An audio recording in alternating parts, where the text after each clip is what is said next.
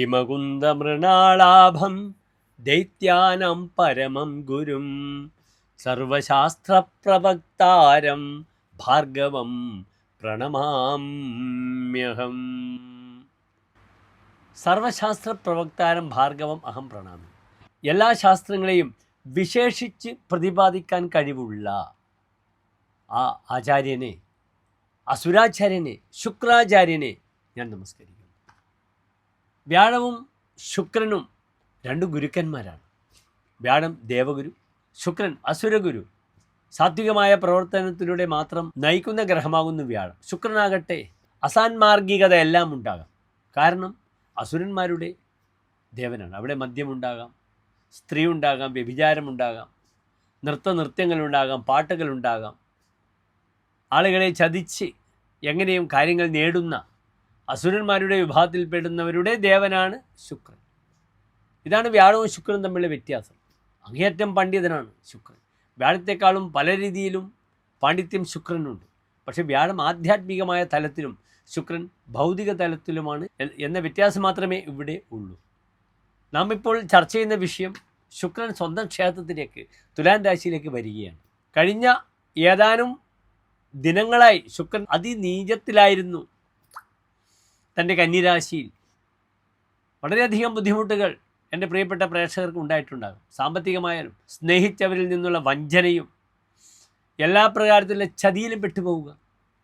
സ്ത്രീ വിഷയത്തിലായാലും വാഹന വിഷയത്തിലായാലും ആഭരണ വിഷയത്തിലായാലും ഭൗതിക സുഖവുമായി ബന്ധപ്പെടുന്ന എല്ലാ വിഷയത്തിലായാലും തനിക്ക് വലിയ കഷ്ടനഷ്ടങ്ങളും മാനസിക പ്രയാസങ്ങളും ഉണ്ടാവുക. പ്രിയപ്പെട്ടവർ പിരിഞ്ഞു പോവുക. അതിൽ നിന്നും തുലം വിഭിന്നമായി ശുക്രനിത സ്വന്തം ക്ഷേത്രത്തിലേക്ക് വരികയാണ്. ശുക്രനെ കൊണ്ട് നമുക്ക് എന്തൊക്കെ ചിന്തിക്കണം? അബല ഭോഗയാനാനി ശുക്ര. അബല സ്ത്രീയാണ്, ബലമില്ലാത്തവൾ. നാസ്തി ബലം യസ്യാഹസ അബല. ബലമില്ലാത്തവളാണ് സ്ത്രീ. അത് സ്ത്രീയാകാം, ഭാര്യയാകാം, കാമുകിയാകാം, എല്ലാവരുമാകാം. ഭോഗയാനാനി ഭോഗങ്ങൾ, ഭോഗോപഭോഗ്യമായ എല്ലാ വസ്തുക്കളും. അത് ആഡംബരങ്ങളാകാം, സുഖഭോഗങ്ങളാകാം, വാഹനങ്ങളാകാം, സുഹൃത്തുക്കളാകാം, സ്ത്രീയാകാം, മദ്യപാനമാകാം.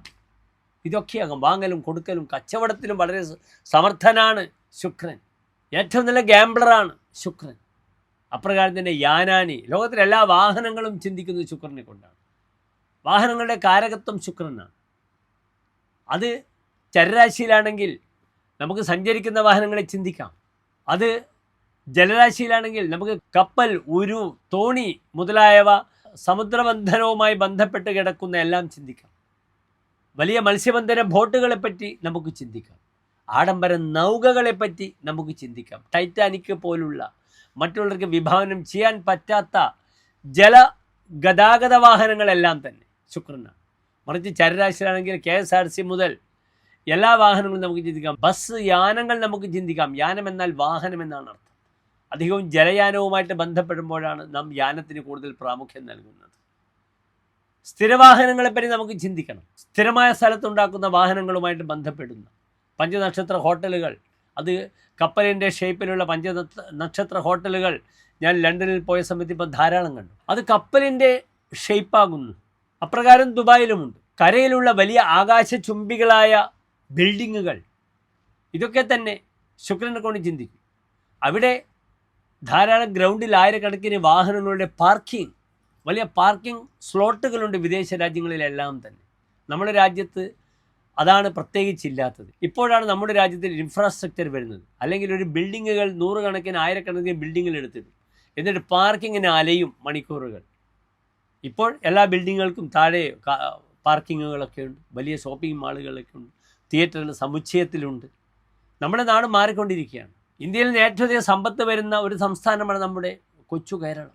ഏറ്റവും അധികം കാശ് വരുന്ന, ഏറ്റവും അധികം സ്വർണം വിൽക്കപ്പെടുന്ന, ഏറ്റവും അധികം സ്വർണം വാങ്ങപ്പെടുന്ന, ഏറ്റവും വലിയ IT ഹബ്ബായി കൊച്ചിയും തിരുവനന്തപുരം മാറിക്കൊണ്ടിരിക്കുന്ന, ഏറ്റവും വലിയ ഷിപ്പിംഗ് കൊച്ചിൻ ഷിപ്പ് യാർഡ്, ലോകത്തിലെ ഏറ്റവും തന്നെ അഭിമാന സംഭവമായി മാറുകയാണ് വിഴിഞ്ഞം പോർട്ട്.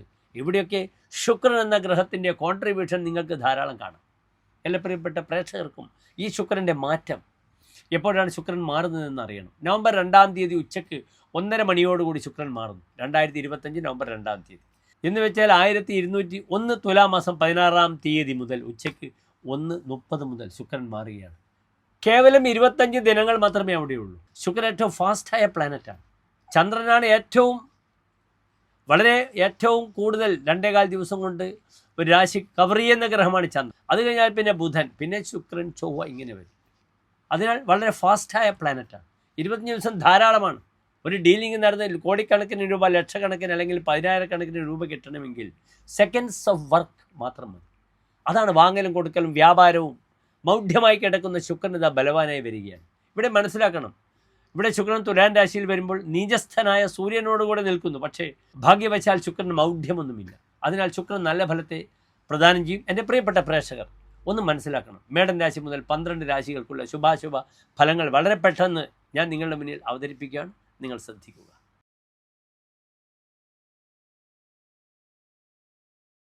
മകയിര നക്ഷത്രത്തിൻ്റെ അവസാനത്തെ 30 നാഴിക, തിരുവാതിര പുണർതം നക്ഷത്രത്തിൻ്റെ ആദ്യത്തെ 45 നാഴിക വരുന്ന 2.25 നക്ഷത്ര സമൂഹം. ഇവിടെ ശുക്രൻ എവിടെ നിൽക്കുന്നു? മിഥുന രാശിക്കാർക്ക് സ്വന്തം ക്ഷേത്രത്തിൽ 45 ഡിഗ്രി ബലവാനായി എവിടെ നിൽക്കുന്നു? 5-ാം ഭാവത്തിൽ സ്വന്തം ക്ഷേത്രത്തിൽ നിൽക്കുന്നു. ശുക്രൻ ഏത് ഭാവത്തിൻ്റെ ആധിപത്യമാണ് മിഥുന രാശിക്കെന്ന് എൻ്റെ പ്രിയപ്പെട്ട പ്രേക്ഷകർ അറിയണം. അവർക്ക് 2 ഭാവങ്ങളുടെ ആധിപത്യമാണ്. ഒന്ന് 12-ാം ഭാവാധിപത്യം, വൈകല്യം. മറ്റൊന്ന് 5-ാം ഭാവാധിപത്യം. എന്താണ് 5-ാം ഭാവം? പ്രജ്ഞ, മേധ, പ്രതിഭ, വിവേകശക്തി, പുരാതനം, പുണ്യം, മന്ത്ര, അമാത്യ, തനൂജാഹ, പഞ്ചമത, സൗമനസ്യമപി ചിന്ത്യം. തൻ്റെ ബുദ്ധി, പ്രതിഭ, വിവേകശക്തി, പൂർവികമായ പുണ്യങ്ങൾ, തൻ്റെ സന്താനങ്ങൾ, തൻ്റെ മന്ത്രം, ഇതൊക്കെ ചിന്തിക്കേണ്ടുന്ന ഭാവമാണ് 5-ാം ഭാവം. അവിടെ ബലവാനായി ശുക്രൻ നിൽക്കുന്നു. വളരെയധികം നന്മകൾ പ്രദാനം ചെയ്യും. സൂര്യൻ ശുക്രനും കൂടിയുള്ള യോഗവും വളരെ നല്ലതാണ്. ദിഗ്രഹ യോഗത്തിൽ രംഗായുധേഹി ലദ്ദുസം, രംഗത്തിൽ നിന്ന്, സ്റ്റേജിൽ നിന്നും, ആയുധങ്ങളിൽ നിന്നും ശോഭിക്കും. മിഥുനം എന്ത് രാശിയാണ്? ഗേയവാദ്യ കലാസു നിപുണ, പാട്ടും കുത്തും കലകളിൽ നൈപുണ്യമുള്ള ആളാണ്. എല്ലാവരും സൽക്കാരപ്രിയന്മാരാണ്. സമുന്നത നസഹ, അങ്ങേറ്റം ബുദ്ധിമാന്മാരാണ്. അതിനാൽ ബൗദ്ധികമായ തലത്തിൽ ആർക്കൊക്കെ എന്തൊക്കെ പ്രവർത്തിക്കാൻ പറ്റും അതൊക്കെ പ്രവർത്തിക്കണം. ഈ സമയത്ത് രചനാത്മകമായ വിഷയത്തിലേക്ക് പോകണം, ധാരാളം എഴുതണം. ക്രിയേറ്റിവിറ്റി ഉള്ളവർക്ക് ഏറ്റവും അധികം ശോഭിക്കാം, അവാർഡുകൾ, അംഗീകാരങ്ങൾ ലഭിക്കാം. നിങ്ങളുടെ മക്കൾക്ക് ഏറ്റവും നല്ല സമയമാണ്. സന്താനവധി ആഗ്രഹം അങ്ങേയറ്റം നന്മകൾ പ്രദാനം ചെയ്യും. 5-ലെ ശുക്രൻ. എന്താണ് 5-ലെ ശുക്രൻ്റെ ഫലം പറഞ്ഞിരിക്കുന്നത്? സുപുത്രേവിയും യസ്യ ശുക്രോ എന്ന പുത്രേ. 5-ൽ ശുക്രൻ ഇല്ലെങ്കിൽ നല്ല മക്കളുണ്ടായിട്ട് എന്ത് കാര്യം? നല്ല മക്കൾ വേണമെങ്കിൽ 5-ൽ ശുക്രൻ വരണം. പ്രയാസേന കിമ്യോ ന സമ്പാദിതാർത്ഥ, താൻ കഷ്ടപ്പെട്ടുണ്ടാക്കിയ കാശ് കൊണ്ട് എന്ത് കാര്യം?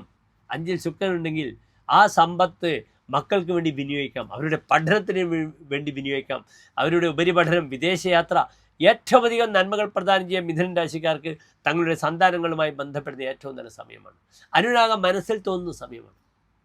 താൻ വളരെയധികം റൊമാൻറ്റിക്കാവും. കവികൾക്ക് എഴുതുവാൻ, ധൈഷണികത വർദ്ധിപ്പിക്കുവാൻ ഇത്ര നല്ലൊരു സമയമില്ല. ഉദർക്കം വിനാ മന്ത്രഭൃഷ്ടാശനാഭ്യാം അധീതേന കവിത്വേ ന കിംശക്തി. കവിത്വത്തിൽ അങ്ങേയറ്റം ശക്തമാകും. ഭൃഷ്ടാചനം സമൃദ്ധമായി ഭക്ഷണം കഴിക്കാനുള്ള അവസരങ്ങളൊക്കെ ലഭിക്കും. ഏറ്റവും നല്ല ഫലമാണ് 5-ാം ഭാവത്തിൽ ശുക്രൻ നിൽക്കുമ്പോൾ. ശുക്രൻ്റെ 12 രാശികളിൽ ഏറ്റവും ഫലം പറഞ്ഞിരിക്കുന്നത് ശുക്രൻ്റെ ദിഗ്ബലവാനായ 4-ാം ഭാവവും 5-ാം ഭാവമാണ്. അതിനാൽ സന്താന വിഷയത്തിലേക്ക് വളരെ നല്ലത്. മാന്ത്രിക വിഷയവും വളരെ നല്ലതാണ്. 5-ാം ഭാവത്തിൽ സൂര്യൻ വരുമ്പോൾ മാന്ത്രികമായ വിഷയത്തിൽ വളരെയധികം പഠിച്ച് ശോഭിക്കാം. മറ്റുള്ളവർക്ക് പൂജ ചെയ്ത് ധാരാളം കാശുണ്ടാക്കും, ഫലവും ഉണ്ടാകും. അതാണ് മന്ത്രപതി ബലവാനാണ്.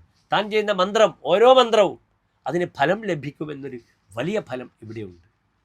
അതിനുമപ്പുറം ഇവിടെ ശ്രദ്ധിക്കേണ്ടത് ഭാര്യയുടെ ആരോഗ്യ വിഷയം വളരെയധികം ശ്രദ്ധിക്കണം. സൂര്യൻ ശുക്രൻ 5-ാം ഭാവത്തിൽ വരുമ്പോൾ ഭാര്യയ്ക്ക് വൈകല്യം വരുമെന്നാണ്.